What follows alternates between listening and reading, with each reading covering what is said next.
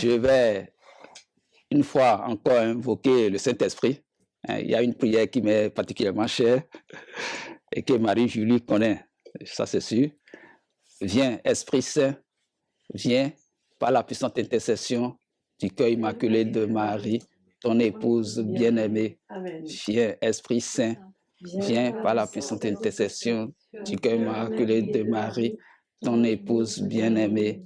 Viens, Esprit Saint, viens par la puissante intercession du cœur immaculé de Marie, ton épouse bien-aimée. Voilà. Donc, je demande vraiment l'inspiration du Saint-Esprit. Alors, donc, je vous parlerai aujourd'hui du règne de Dieu. Je commencerai par une phrase de l'abbé Tomei, qu'il a déjà répétée à 2 reprises au cours de 16 homélies. Une parole de Jésus à Sainte Marguerite, à Paray le Monial, qui disait « Je régnerai malgré mes ennemis. Je régnerai malgré mes ennemis. » Alors, quand on parle de notre Père, nous disons « Notre Père qui es aux cieux, que ton nom soit sanctifié, que ton règne vienne. » Nous disons le Père qui est aux cieux. On voit souvent une distance infranchissable. Et puisque comme le règne, c'est lui-même, on dit que le règne vienne. Donc on voit souvent une distance vraiment infranchissable entre nous et le royaume des cieux.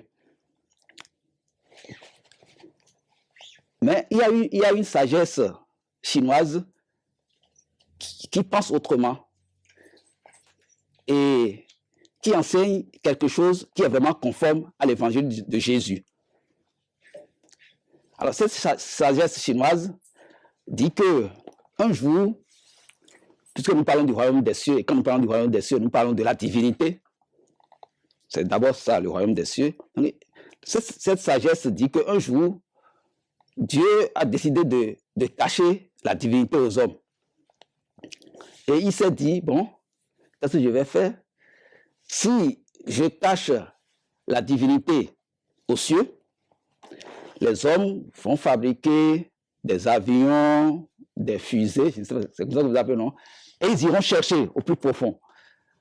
Si je cache la divinité dans les abîmes au plus profond de la terre, ils vont fabriquer aussi des machines, peut-être si c'est au plus profond de la mer, des sous-marins, tout ça là, pour aller chercher. Alors Dieu s'est dit, je vais essayer de cacher la divinité à un lieu qu'il ne peut pas imaginer.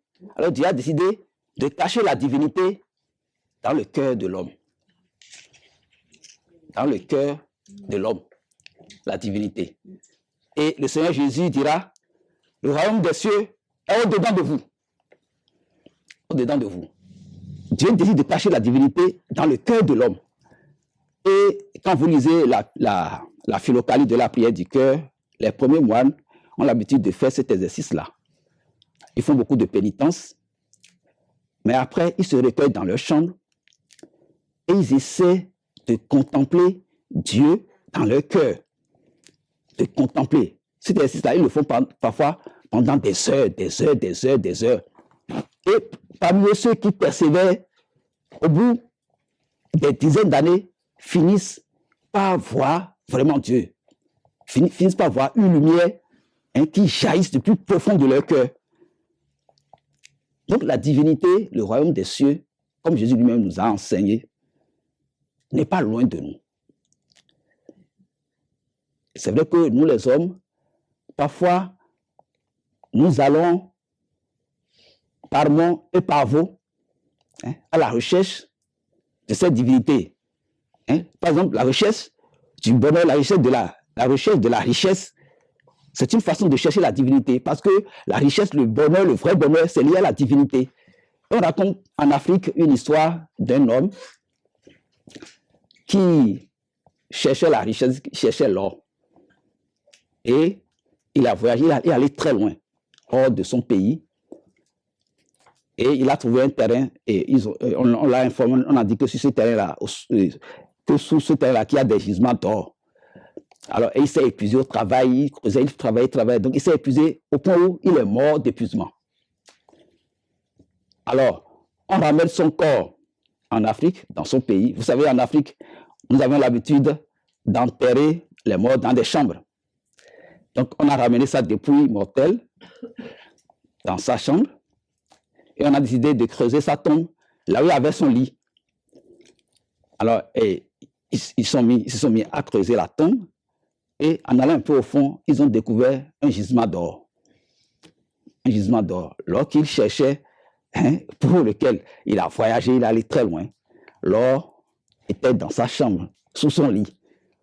La même chose pour nous les hommes, dans la recherche du royaume des cieux. Nous cherchons le royaume des cieux, le bonheur, puisque c'est ça en réalité. Il est question du bonheur, le vrai bonheur, la vraie vie. Jésus a dit dans Jean 10, 10, je suis venu pour que vous ayez la vie, et la vie en abondance.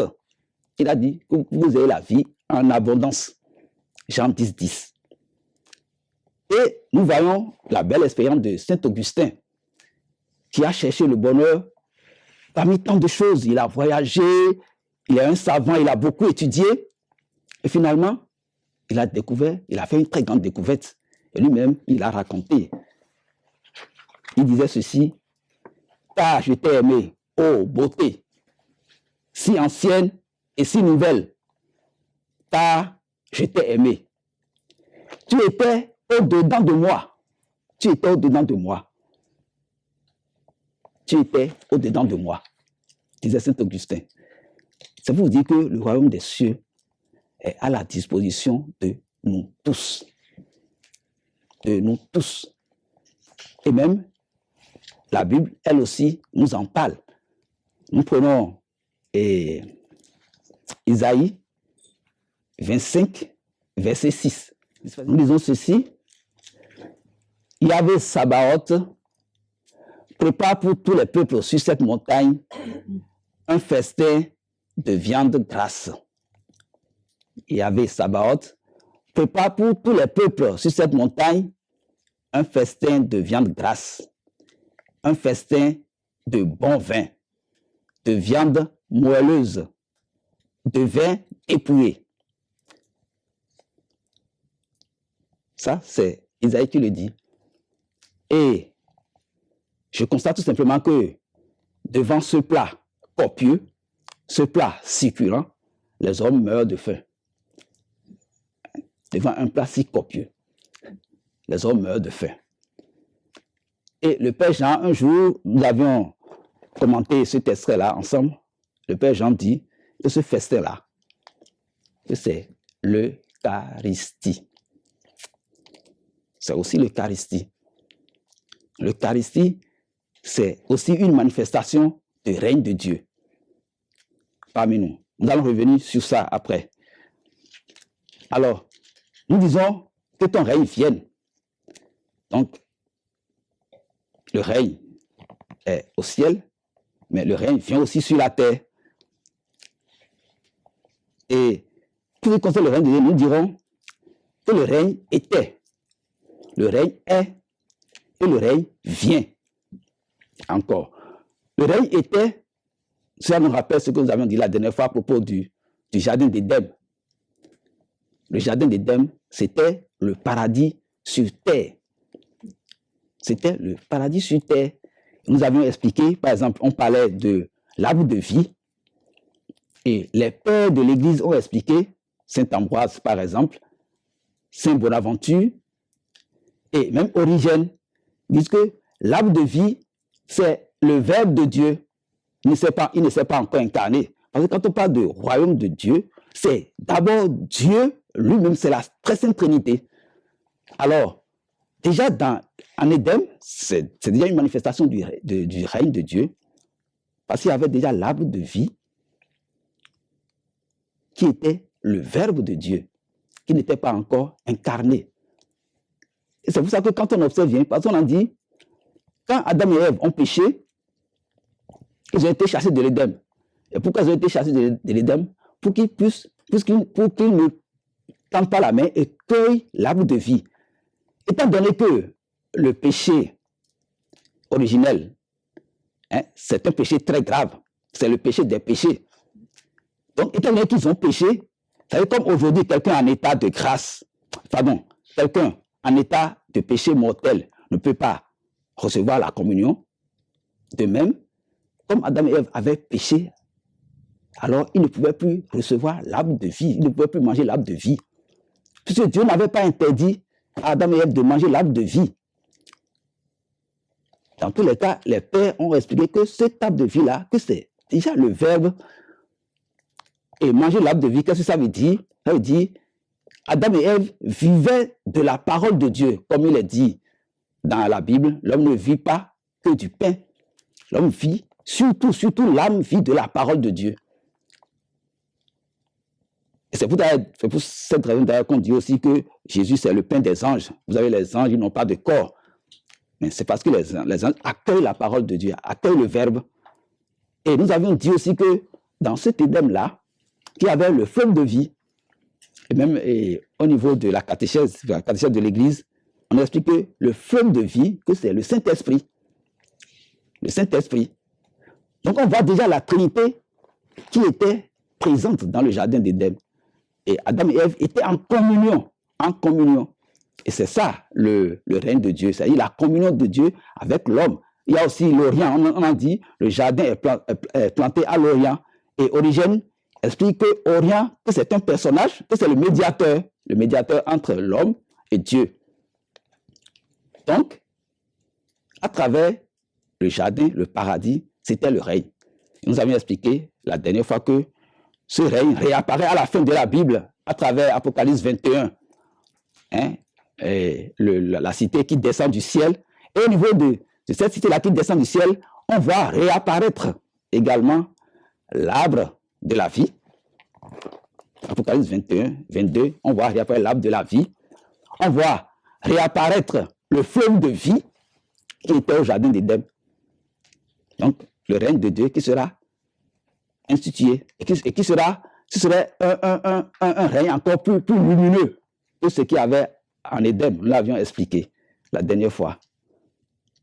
Donc, le règne de Dieu, on en dit, était. Il y a aussi la famille de Nazareth. C'était vraiment le paradis sur terre. Jésus, Marie, Joseph. Je vous aime, sauvez les âmes, comme nous le disons dans la prière. C'était un paradis sur terre parce que là où il y a Jésus, c'est-à-dire le Verbe de Dieu incarné, il y a toujours le Père et le Saint-Esprit. Je ne sais pas comment on appelle le principe là, j'ai oublié mon père. Le principe là qui dit que là où il y a une personne, il y a aussi les deux autres. Voilà. Donc, à Nazareth, c'était un petit paradis sur terre, il faut le reconnaître. C'est vrai que la souffrance aussi était présente, parce que c'était dans le cadre de la rédemption. Voilà. Mais les joies qui y étaient, étaient vraiment plus élevées que ce que Adam et Ève vivaient dans l'Éden. Voilà. Et puis, nous avions dit le règne qui est. Qui était, qui est. Et pour illustrer le règne de Dieu parmi nous, dans le présent, comme je vous l'ai dit, il y a l'Eucharistie, la Sainte Messe.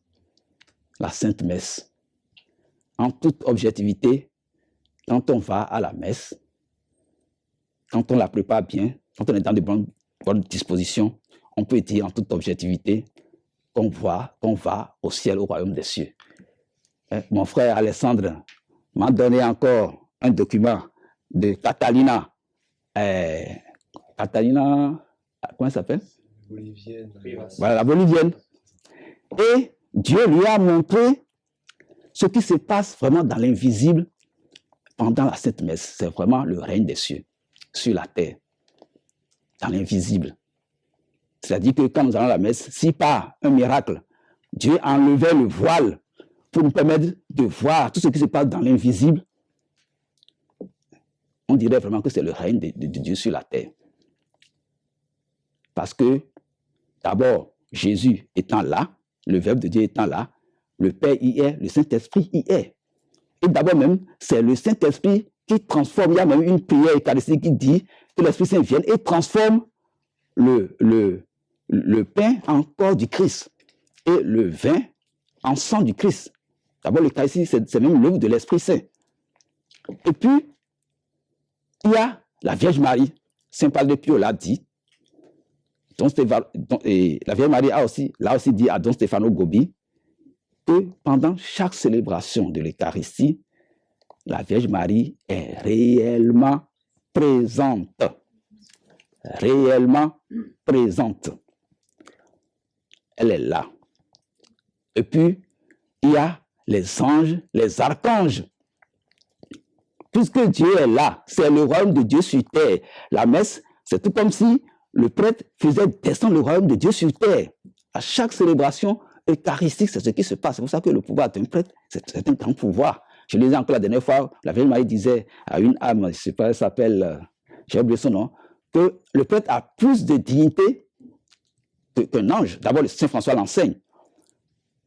Il fait descendre le ciel sur la terre. Et même les anges gardiens sont présents. Les anges gardiens sont présents. Il y a Catalina qui expliquait que pendant l'offertoire, par exemple, les anges gardiens se mettaient en procession vers l'autel, en procession. Et qu'est-ce qu'ils offrent? Qu'est-ce qu'ils déposent sur l'autel? Nos intentions. Et elle voyait les gens qui venaient à la messe comme ils vont au marché, sans intention. Ils viennent seulement pour la forme parce qu'il faut aller à la messe. Elle voyait que les anges gardiens de ceux-là étaient tristes. Parce qu'ils n'avaient rien à déposer sur l'autel pour l'offertoire. En toute objectivité, la Sainte Messe, c'est le règne de Dieu. C'est le règne de Dieu. Et le pape Benoît XVI expliquera c'est dans une lettre qu'il a écrite sur l'Eucharistie, il faisait remarquer que c'est au cours de l'Eucharistie, en réalité, que tout se réalise. Les transformations du monde. Tout les choses, le monde, l'univers, progressivement, c'est au cours de l'Eucharistie que ça se transforme. Au point où, un jour, quand le règne sera révélé, ce serait grâce à l'Eucharistie. Ce serait grâce à l'Eucharistie. Et puis, il y a aussi l'âme en état de grâce. Déjà, il y en a, les pères aussi ont expliqué que Éden, ce n'est pas seulement géographique, mais c'est aussi l'âme de Adam et Ève en état de grâce. Et les âmes en état de grâce, il y en a. Donc, une âme en état de grâce, vraiment en état de grâce, vit déjà la réalité du royaume sur terre. Il y a beaucoup qui font de belles expériences. Moi, j'aime lire beaucoup les mystiques, les Maria d'Agreda, les Maria Voltota, Catherine Emmerich, Padre Pio et autres, qui déjà sur terre commencent par goûter le règne des cieux sur la terre. Déjà, il faut déjà des expériences dans ce domaine-là. Alors, le règne qui vient. Alors, pour parler du règne qui vient, parce que à ce propos, il y a beaucoup de débats, non? Il y a des gens qui ne croient pas parce que il y en a qui parlent de 3 venues du Seigneur. La dernière fois, nous avions parlé de Louisa Picaretta qui a expliqué que c'est 3 venues. Heureusement, il y a Saint Bernard, parce que ce n'est pas seulement une question de mystique, il y a Saint Bernard dans l'office des lectures du temps de Noël. Saint Bernard aussi a parlé de 3 venues de Jésus-Christ. La première, c'est l'incarnation. Et puis, il viendra une autre fois.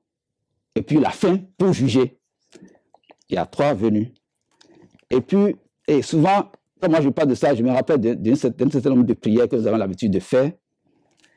Par exemple, dans la prière à l'Esprit Saint, on dit « Viens renouveler la face de la terre ». Là, ce n'est pas la fin du monde. Renouveler la face de la terre. Puisque conformément à ce que la Vierge Marie a dit à Fatima, à la fin, mon cœur immaculé triomphera et il sera accordé au monde un temps de paix. Un temps de paix. C'est ce vers quoi nous nous acheminons actuellement. Vers ce temps de paix. Malgré toute la violence, malgré tout ce que les ennemis de Jésus sont en train d'orchestrer pour retarder ce règne-là. En fait, tout ce qu'ils font avant ce règne-là, dans tous les cas. Dans tous les cas. Et puis, il y a la prière que nous faisons, la prière à Saint-Michel-Archange, qui, on dit, refoule en enfer Satan et les autres esprits mauvais qui rôdent dans le monde pour la paix des âmes. Refoule en enfer, refoule en enfer. Refoule en enfer Satan et les autres esprits mauvais qui rôdent dans le monde. Ça, ce n'est pas la fin du monde. Refoule en enfer, c'est-à-dire que, étant donné que, à cause de la multitude des péchés, parce que quand on commet un certain nombre de péchés, je me rappelle le témoignage de Gloria Polo, qui avait dit que, par exemple, que quand on commet un avortement, cela fait libérer de l'enfer un démon. Il faut voir la multitude d'avortements qui se commet actuellement. Donc, à cause de la multitude de péchés qui se commet, aujourd'hui, la terre est remplie de démons. Alors, il est dit qu'il viendra un moment où Saint-Michel-Archange, avec son armée, va refouler Satan. Puisque l'Église continue de faire cette prière-là, et c'est le pape Léon XIII, je crois qu'il a composé, refoule en enfer Satan et les autres puissances mauvaises qui rôdent dans le monde pour la paix des âmes. Et Saint Léon XIII s'est appuyé sur la Bible en composant cette prière-là. C'est l'Apocalypse 20. Puis je vis un ange descendre du ciel, ayant en main la clé de l'abîme. Puis je vis un ange descendre du ciel, ayant en main la clé de l'abîme, ainsi qu'une énorme chaîne. Qu'une énorme chaîne. Il maîtrisa le dragon, l'antique serpent, c'est le diable, et l'enchaîna pour 1000 années. Et donc c'est en s'appuyant sur cet extrait-là que le pape a composé cette prière-là. Parce qu'on dit ici que un ange descend du ciel, je vis un ange descend du ciel, ayant en main la clé de l'abîme, ainsi qu'une énorme chaîne, il maîtrisa le dragon, l'antique serpent, on parle de Satan comme ça, c'est le diable, Satan, et l'enchaîna pour 1000 ans. Enchaîna pour 1000 ans. C'est pour ça que nous faisons cette prière actuellement, pour demander à Saint-Michel-Archange, voilà, de venir. Mais la Vierge Marie a aussi donné une autre explication à Don Stefano Gobi, une autre explication de cet extrait-là. Et qu'est-ce que la Vierge Marie disait? La Vierge Marie disait que, en fait, quand on parle de l'ange, parfois, on désire aussi des hommes. C'est-à-dire un esprit. Un esprit. Si vous lisez bien l'Apocalypse au début, les 7 églises, et on a bien dit à l'ange de l'église d'Éphèse, à l'ange de l'église de Smyrne, à l'ange de l'église. Vous savez bien que ce ne sont pas des anges, c'est des prêtres de l'époque dont on parle. Parce qu'on voit même dedans que le Seigneur menaçait certains. Je vais te vomir, tout ça là. Si vous lisez bien ce texte-là, vous verrez qu'il ne s'agit pas des anges qui sont au ciel, c'est-à-dire des esprits purs, sans corps. On est en train de parler bel et bien des hommes. Relisez, vous verrez, c'est les premiers chapitres de l'Apocalypse, où j'en parle. Je ne sais pas si on peut lire certains extraits pour vous amener à mieux comprendre. À l'ange d'Éphèse, à l'ange d'Éphèse, écrit ainsi parle celui qui tient les 7 étoiles en sa droite et qui marche au milieu des... Bon, je connais ta conduite, tes labeurs et ta constance. Je le sais, tu ne peux souffrir les méchants. On sait que ce n'est pas des anges qui parlent. Tu ne peux souffrir les méchants. Tu as mis à l'épreuve ceux qui usurpent le titre d'apôtre. Voilà. Et le Seigneur lui dit ici, par exemple, répands-toi. Voilà. Allons, rappelle-toi que tu es tombé. Répands-toi. De qui le Seigneur parle? Tu es tombé, répands-toi. Ce ne sont pas des anges qui sont en enfer, puisque chez eux, il n'y a pas question de repentance. On voit que c'est des hommes dont il est question. En fait, c'est les prêtres à qui l'Église était confiée, à qui les 16 églises a été confiées. C'est pour vous dire que parfois, quand on parle d'anges, ce n'est pas seulement des esprits purs. On peut désigner un homme. Même Saint Jean-Baptiste a été aussi appelé ange, un ange qui prépare le terrain à Jésus. Ça a été aussi dit quelque part. Donc, la Vierge Marie explique, donc, je viens de démontrer, quand on dit ange, on peut désigner aussi un homme, un esprit. Ça veut dire en général un esprit. La Vierge Marie explique à Don Stefano Gobi, si nous retenons toujours à cet extrait-là, il dit, en réalité, l'ange dont il est question, c'est la Vierge Marie elle-même. Elle écrasera la tête du serpent. Elle est victorieuse de Satan. C'est d'elle-même qu'il est question. Et ce qui est intéressant dans cet extrait, on dit, puis je vis un ange descendre du ciel ayant en main la clé de l'abîme, ainsi qu'une énorme chaîne. La chaîne, vous savez de quoi il s'agit? Le rosaire. Le rosaire. Le rosaire. C'est ce que la Vierge Marie a expliqué à Don Stefano Gobi. Que la chaîne dont il est question, c'est le rosaire. C'est pour ça qu'elle nous invite à prier le rosaire. Parce que quand on prie le rosaire, on réduit la puissance de Satan à chaque fois. Parce qu'on dit, un ange a attaché, Satan c'est un esprit, ce n'est pas qu'il s'agit de prendre une chaîne, de le prendre et de l'attacher, non. C'est de par la prière du rosaire, parce que chaque fois, Padre Pio l'a dit, chaque fois que nous prions le rosaire, nous réduisons la puissance du mal sur la terre. Et plus nous dirons, plus nous allons réduire la puissance du mal. Donc ce n'est pas le rosaire que le monde sera sauvé. Et la Vierge Marie dit ici qu'au fait que c'est d'elle qu'il s'agit. Quand on parle d'ange, on parle d'un esprit. C'est d'elle qu'il s'agit. Donc, pour dire que ce temps-là, nous devons croire qu'il arrivera effectivement ce temps-là où le mal sera vaincu, où Jésus, comme il a dit, apparaît le memorial, je régnerai malgré mes ennemis. Il y aura ce temps de paix sur la terre. Et c'est après ce temps-là, d'ailleurs, que à nouveau les hommes vont relâcher et que Satan va encore ressortir de nouveau. Et c'est à ce moment-là qu'il y aura la fin du monde. Donc pour le moment, ce n'est pas encore la fin du monde. Pour le moment, nous nous acheminons vers ce règne de Dieu qui passe par le triomphe du cœur immaculé de Marie.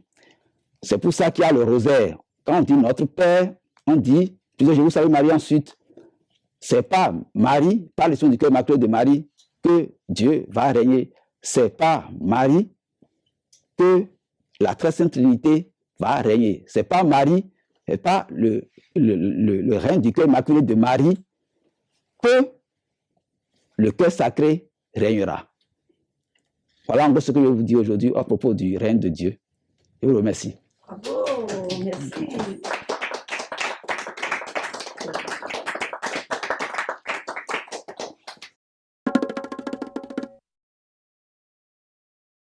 Je me rappelle même d'une phrase où vraiment Jésus disait que Dieu a donné la mort pour mieux donner la vie. Pour mieux donner la vie. C'est pour mieux donner la vie. D'ailleurs, comme tu le disais d'ailleurs la dernière fois, les actes de justice de Dieu sont toujours empreints de miséricorde.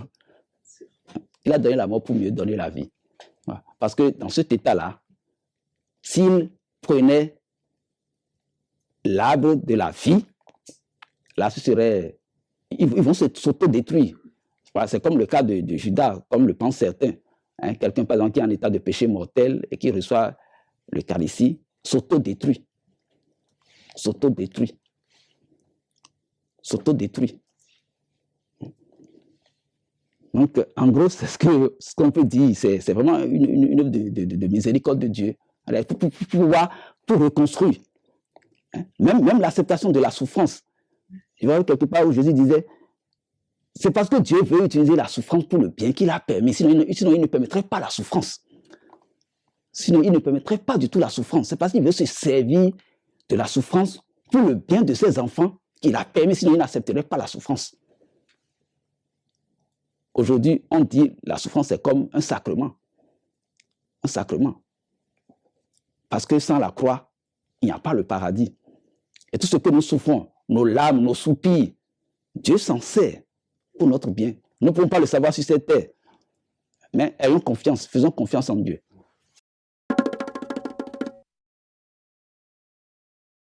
Donc le premier, c'est l'incarnation. Et le second règne, c'est ce que la Vierge Marie a annoncé à Fatima. À la fin, mon cœur immaculé triomphera et il sera accordé au monde un temps de paix. Et c'est ce qui est annoncé aussi, même au niveau de l'Apocalypse.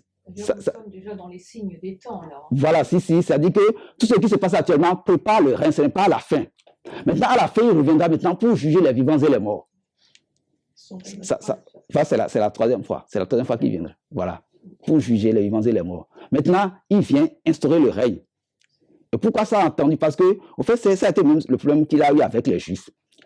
Parce qu'il faut reconnaître que pour la plupart, les prophètes de l'Ancien Testament ont mis ensemble le premier et la deuxième venue. La première et la deuxième venue ont mis ensemble. Parce qu'ils annoncent souvent que quand le Messie sera là, il y aura la paix. Il n'y aura plus la domination. Et pourtant, Jésus est venu et Israël est resté sous domination. C'est pour ça que les Juifs à l'époque, certains n'avaient pas accepté parce qu'ils pensaient qu'avec l'arrivée du Messie, il n'y aura plus de souffrance, il n'y aura plus de domination, tout ça là, comme les anciens. Or, on voit aujourd'hui que les prophètes de l'Ancien Testament ont mis ensemble les deux premières venues, l'incarnation et la seconde venue. Et pourquoi cette seconde venue-là? Pourquoi ça a attendu jusque-là? Parce que c'est un retour du Christ total. Le Christ qui est la tête est passé. Maintenant, il reste le corps. Le corps, c'est son Église. C'est son Église. Parce que comme la Vierge Marie l'a souvent expliqué, l'Église doit vivre les mêmes mystères que le Christ, qui est la tête. Donc, Christ est passé d'abord, il est mort, il est ressuscité. Maintenant, il faut que son corps, maintenant, accompagne. Donc, l'Église, aujourd'hui, est en train de vivre sa gestémanie. Elle est flagellée, elle est déchirée. Déchirée, parce qu'aujourd'hui, il y a plusieurs qui quittent l'Église, tout ça là. Bon, il y a les protestants qui ont quitté ça. C'est l'Église qui est flagellée, déchirée. Et puis, l'Église vit son agonie. Et puis, l'Église mourra et ressuscitera. Voilà. Comme le Christ, comme la tête. Le corps du Christ doit vivre les mêmes expériences, doit connaître les mêmes mystères. C'est pour ça que, juste après la résurrection, le règne n'était pas encore visible, n'était pas encore manifesté sur la terre. Parce qu'il faut que le corps suive. Voilà. J'ai lu des propos de Benoît XVI, justement, qui disait l'Église va vraiment tomber. Voilà, c'est ça. Exact. Merci beaucoup. Merci pour cet apport. Merci pour cet apport. Parce qu'en fait, le second règne, ce serait la victoire de l'Église. L'Église qui renaîtra plus belle. Et ça, ce n'est pas la fin. Voilà, en fait, les épreuves, voilà, comme ce que nous vivons, on parle même de l'apostasie, tout ceci. Voilà, si. Donc l'Église va connaître ce temps-là de persécution, de déchirement, de division. Il faut rester de division. Voilà. Et puis après, l'Église ressuscitera plus belle. Et c'est en ce moment-là que toute la terre connaîtra. Et comme même l'a prédit l'apôtre Paul, même les Juifs finiront par reconnaître Jésus comme étant le Messie. Voilà la deuxième venue. Voilà la deuxième venue. Et à partir des Juifs, tout le monde, voilà, c'est ça, voilà la deuxième venue. C'est-à-dire cela coïncide avec la reconnaissance des Juifs, qui reconnaîtront Jésus comme vraiment le Messie, le Fils de Dieu, le Messie qu'ils attendaient depuis, parce que vous savez qu'ils continuent d'attendre le Messie. Voilà, là ils reconnaîtront que c'est lui. Voilà. Donc, et c'est ça la deuxième venue. Voilà. On ne sait pas dans les détails vraiment comment ça va se manifester, parce que selon Saint Bernard, ce serait la venue invisible. C'est-à-dire qu'on ne va pas le voir en chair et en os comme on le voit maintenant. On ne sait pas comment ça va se passer cette deuxième venue-là. Bon, il y en a qui dit que ce serait le rayonnement de l'Eucharistie. L'Eucharistie qui va rayonner réellement. Bon, il y a aussi la seconde Pentecôte. Ça aussi, c'est la deuxième venue, où l'Esprit Saint viendra. C'est pour ça qu'on fait la prière, on dit, viens renouveler la face de la terre. Viens, Esprit Saint, renouvelle la face de la terre. Ça aussi, ce n'est pas la fin. Voilà, viens renouveler la face. Donc, quand on parle de la seconde Pentecôte, et puis du triomphe du cœur immaculé de Marie, parce que c'est le triomphe du cœur immaculé de Marie qui prépare tous ces événements, le règne du Sacré-Cœur, la deuxième Pentecôte, tout ceci, c'est la deuxième venue. et Saint Bernard n'est pas devenu intermédiaire. Il a été clair, il a parlé de 3 venues, Saint Bernard. Ce n'est pas une question seulement de mystique. Voilà. Et la Bible aussi est claire, c'est-à-dire que ce temps-là de paix, qu'il y aura pendant un temps, et puis de nouveau l'ennemi sera déchaîné, parce que dans la paix, dans la tranquillité, vous savez que les hommes relâchent. Il y aura encore quelques relâchements, ce qui fait qu'il va encore essayer de ressurgir, et c'est là où viendra la fin. Donc voilà à peu près les trois venues. Oui, non, parce que dans tous les cas, c'est une erreur grave de ne pas reconnaître le Messie, parce qu'au fait, ce sont eux qui doivent être les premiers à avoir à reconnaître le Messie, parce qu'ils ont été préparés. Ils ont été préparés par les prophètes, parce que les prophéties, toutes les prophéties, c'était pour préparer cette venue-là. Ouais. Mais malgré ça, ils n'ont pas su reconnaître. Ça, c'est une erreur grave. C'est une erreur grave. C'est ça qui font qu'ils subissent toutes ces persécutions-là. Mais une chose est sûre, comme on le dit souvent, Dieu est fidèle. Dieu n'a pas abandonné les Juifs. Un peu comme Paul le dit, même ce retard-là sera aussi à la gloire de Dieu. Voilà. Donc, Dieu est resté fidèle. Le peuple israélien est demeuré le peuple de Dieu. Dieu est demeuré fidèle à son alliance jusque-là. Mais le fait effectivement qu'ils ont rejeté Jésus, c'est ça qui fait leur malheur aussi jusque-là. Au lieu d'être les premiers, ils seront pratiquement les derniers, comme Saint Paul l'a montré. Mais plus tard, eux aussi finiront par reconnaître leurs erreurs et entreront dans les rangs